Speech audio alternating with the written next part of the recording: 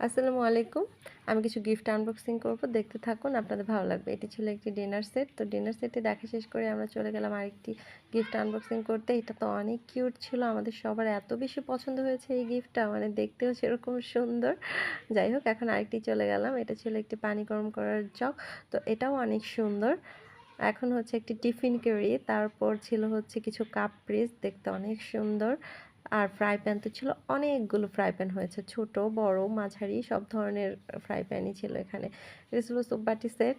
তো এরকম বাটি সেটগুলো আরও অনেকই রয়েছে, আমরা সবগুলো তবু খুলে খুলে দেখলাম। আমাদের ভালো লাগছিল, সবাই খুব ইন্টারেস্ট নিয়ে এই আনবক্সিং করা দেখছিল। আমার আশেপাশে কিন্তু অনেকেই বসেছিল। এখানে কিছু বাটি রয়েছে, বাটিগুলো গুনে দেখলাম। তারপর একটি ফ্যানও রয়েছে। ও মাই গড, একটি শাড়িটার কালার অনেক সুন্দর।